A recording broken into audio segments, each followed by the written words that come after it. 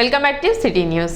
ఎన్నికల నామినేషన్ ప్రక్రియలో భాగంగా రెండవ రోజు 3 నామినేషన్లు దాఖలైనట్లు రిటర్నింగ్ అధికారి ప్రకాష్ జైన్ తెలిపారు. జై భారత్ నేషనల్ పార్టీ నుండి షేక్ బాషా, బీఎస్పీ నుండి కారుమంచి సునీల్, పిరమిడ్ పార్టీ నుండి జింకా మల్లికార్జునరావు తెనాలి అసెంబ్లీ నియోజకవర్గ అభ్యర్థులుగా నామినేషన్లు దాఖలు చేసినట్లు తెలిపారు. ఈ రోజు రిటర్నింగ్ ఆఫీసర్ తెనాలీస్ ఆఫీస్లో 3 క్యాండిడేట్స్ నామినేషన్స్ ఫైల్ చేశారు.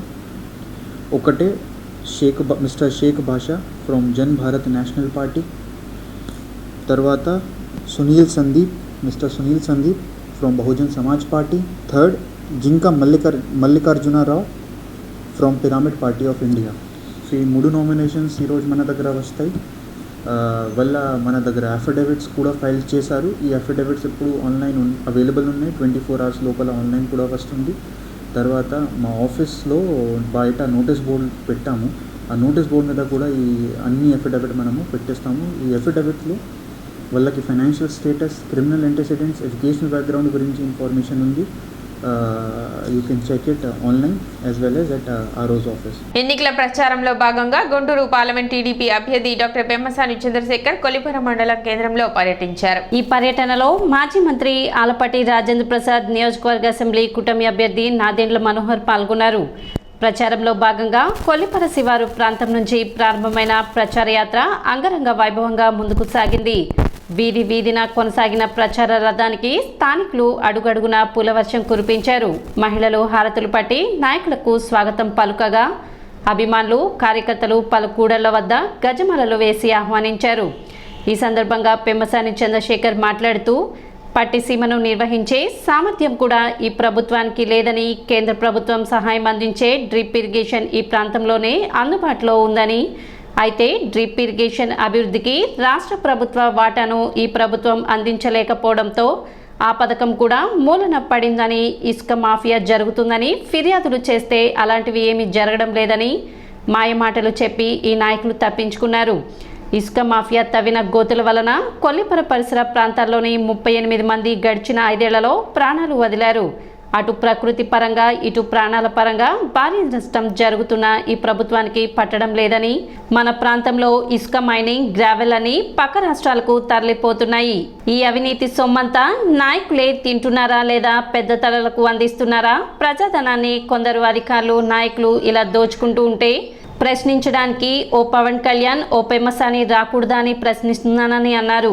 రాజధాని కోసం 33,000 ఎకరాలను అందించగా అందులో 20,000 ఎకరాలను 1 ఎకరం మాత్రమే ఉన్న ఎస్సీ, ఎస్టీ, బీసీ రైతులు అందించారు. కానీ ఆ భూములన్నీ కేవలం ఒక సామాజిక వర్గానికి మాత్రమే చెందినవంటూ ఈ ప్రభుత్వం నెపం మోపింది. ఒక వ్యక్తిపై కక్షతో వేలాది, లక్షలాది మంది ప్రజలకు చెందాల్సిన భూములను, ఆస్తులను, భవనాలను నిర్వీర్యం చేసింది. రాష్ట్రానికి రాజధాని అమరావతికి ఇంత ద్రోహం చేసిన నాయకులను ఇంకా నమ్మాలా వద్దా అని ప్రజలే నిర్ణయించుకోవాలని అన్నారు. ప్రజా పాలకులు ఎవరైనా కూడా గత ప్రభుత్వం చేసినటువంటి అభివృద్ధిని ఎప్పుడు కంటిన్యూ చేయాలి.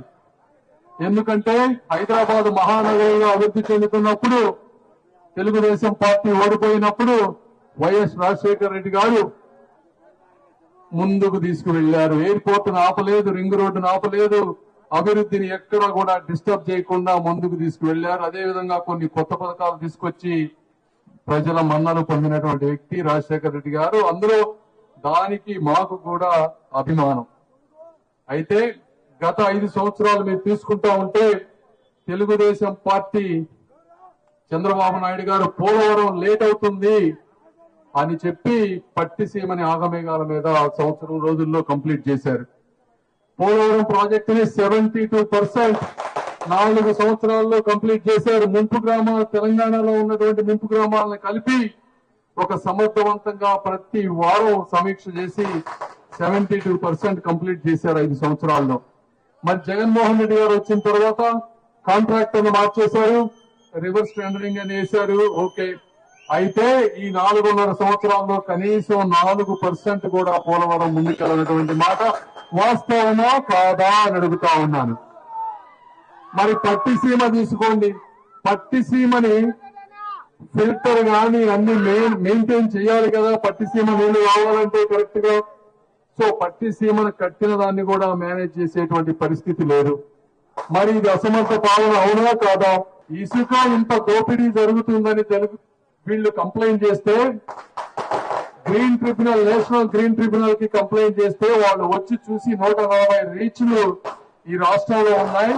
అయితే 40 రీచ్లకి మీకు లైసెన్స్ ఇస్తున్నాం, వీటిని తవ్వుకోండి. ఎందుకంటే అవి తవ్వటం వల్ల చుట్టుపక్కల గ్రామాలకి గాని ప్రజలకు గాని ఇబ్బంది తక్కువ అని ఇస్తే వీళ్ళు 40 రీచ్లు చేయాల్సింది పోయి అసలు ఎవరికీ తెలియని 500 రీచ్ల ఇసుక రీచ్లు కనిపెట్టారు. వీళ్ళు కనిపెట్టి 25 మంది కలెక్టర్ల చేత సెంట్రల్ గవర్నమెంట్ కి, నేషనల్ గ్రీన్ ట్రిబ్యునల్ కి ఇక్కడ ఇసుక మాఫియా జరగటం లేదు అని చెప్పి 25 మంది కలెక్టర్ల చేత లెటర్లు రాయించిన మాట వాస్తవమా కాదా?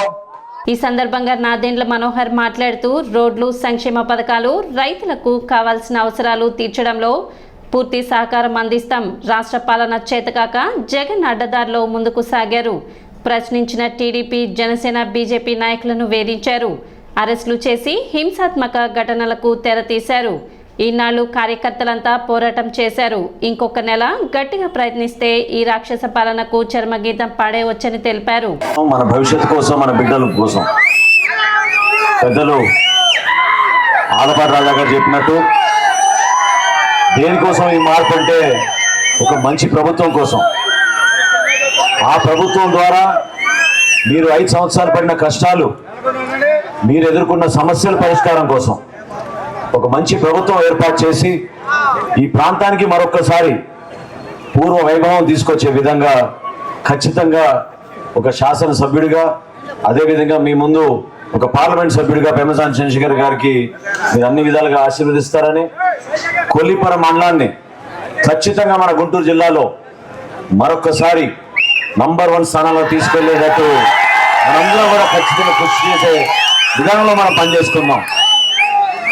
రోడ్ల విషయంలో కానివ్వండి, సంక్షేమం విషయంలో కానివ్వండి, రైతులకి చేయాల్సిన అనేక కార్యక్రమాలు కానివ్వండి, ఎంతో ఇబ్బందులు పడ్డారు, ఎన్నో కష్టాలు చూశారు. కానీ మీరు ఈ 3 వారాలు దయచేసి ప్రతి ఒక్కరు కూడా ఒక మార్పు కోసం మీరు పెద్ద ఆలోచనతోటి దేనికోసం ఈ ప్రజాస్వామ్యాన్ని నిలబెట్టుకోవాలో అర్థం చేసుకోండి. రాష్ట్రానికి ఎంత అంధకారంలో నెట్టారో మీ అందరు చూశారు. రైతాంగం నష్టపోయింది, యువత నష్టపోయారు, ఎక్కడో ఉద్యోగ అవకాశాలు లేవు, పెట్టుబడులు కూడా మన ప్రాంతానికి రాలేదు. ఖచ్చితంగా రాబోయే రోజుల్లో మీరందరూ ఆశీర్వదిస్తే ఒక మంచి ప్రభుత్వం చంద్రబాబు నాయుడు గారి నాయకత్వంలో, పవన్ కళ్యాణ్ గారి ఆశయాల మేరకు ఏర్పాటు చేసి మరొక్కసారి మన ప్రాంతాన్ని, మన రాష్ట్రాన్ని మనం కాపాడుకుని తప్పకుండా మన భవిష్యత్తులో మన బిడ్డలకి మంచి అవకాశాలు కల్పించే విధంగా మనందరం కూడా కృషి చేద్దాం. ఈ సందర్భంగా ఆలపాటి రాజేంద్ర ప్రసాద్ మాట్లాడుతూ ఇల్లు పేరు చెప్పి, పథకాల పేరు చెప్పి ప్రజలను మోసగించి దోచుకున్న ఈ జగన్ ప్రభుత్వాన్ని మీ ఓటు హక్కుతో తరిమి కొట్టండి. టీడీపీ, జనసేన, బీజేపీ కూటమి బలపరిచిన గుంటూరు ఎంపీ అభ్యర్థి పెమ్మసాని చంద్రశేఖర్, అసెంబ్లీ అభ్యర్థి నాదెండ్ల మనోహర్లకు సైకిల్ గుర్తుపై ఓటు వేసి విజయం చేకూర్చాలని కోరారు. మనందరం కూడా రేపు జరగబోయే ఎన్నికల్లో ప్రతి ఒక్కరు కూడా మనం పడ్డ కష్టాలు, మనకు జరిగిన నష్టాలు, మరి ముఖ్యంగా రైతుల్ని మోసం చేసినటువంటి ప్రభుత్వం, దళితుల్ని మోసం చేసినటువంటి ప్రభుత్వం, ఇళ్ల స్థలాల పేరుతో మోసం చేసినటువంటి ప్రభుత్వం, ఒకటేమిటి మన పక్కన్న ఇసుకని ఏ రకంగా దోచుకున్నారో మనందరం చూసినటువంటి పాలన.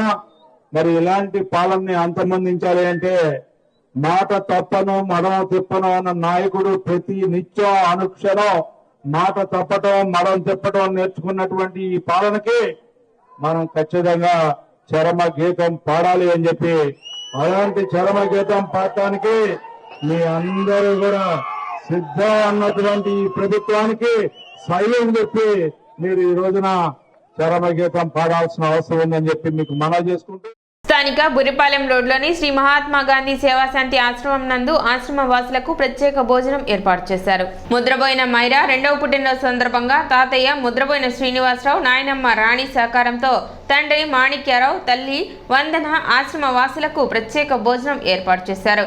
కార్యక్రమంలో ఎస్వి యోగా కన్వీనర్ ముద్దాభక్తుని రమణయ్య, కుటుంబరావు, వైకోటేశ్వరరావు తదితరులు పాల్గొన్నారు. స్థానిక బురిపాలెం రోడ్లోని శ్రీ మహాత్మా గాంధీ శాంతి వృద్ధాశ్రమం, శ్రీ వెంకటేశ్వర యోగా సేవా కేంద్రం ఆధ్వర్యంలో యోగా సభ్యులు, ముద్రబోయిన మాణిక్యారావు వందన గారి కుమార్తె చిరంజీవి మైరా 2వ పుట్టినరోజు సందర్భంగా ఈ రోజున తాతయ్య శ్రీనివాసరావు, నాయనమ్మ రాణి, బాబాయ్ మహేంద్ర వీళ్ళందరూ సహకారంతో ఈ రోజున అన్నదానము, పళ్ళు పంపిణీ కార్యక్రమం నిర్వహిస్తున్నాము. యోగా సభ్యులు అనేక సేవా కార్యక్రమాలు నిర్వహిస్తున్నారు. మాధవ సేవే మానవ సేవ అనే దృక్పథంతో మేము ఈ సేవా కార్యక్రమాలు చేస్తున్నాము. వృద్ధులకు దుప్పట్లు ఇవ్వటము, దోమతెరలు ఇవ్వటము, పిల్లలకి పుస్తకాలు ఇవ్వటము, బ్యాగులు ఇవ్వటము, స్కూల్ బెంచీలు ఇవ్వటము, లేని వాళ్ళకి ఫీజులు కడతాము, ఇట్లా అనేక సేవా కార్యక్రమాలు చేస్తున్నాము. ఆ భాగంలో ఈ రోజున గాంధీ ఆశ్రమంలో అన్నదానం, పళ్ళు పంపిణీ కార్యక్రమం నిర్వహిస్తున్నాము. యోగా సభ్యులు ఇంకా అనేక సేవా కార్యక్రమాలు చేయాలని కోరుకుంటున్నాము. సిటీ న్యూస్ ముగించే ముందు ముఖ్యాంశాలు మరోసారి.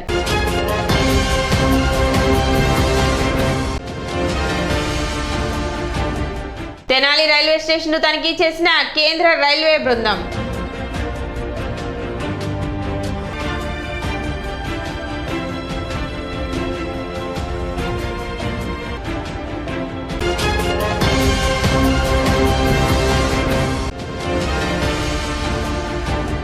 నామినేషన్ల ప్రక్రియలో భాగంగా 2వ రోజు 3 నామినేషన్లు దాఖలైనట్లు వెల్లడించిన ఎన్నికల రిటర్నింగ్ అధికారి ప్రకాష్ జైన్.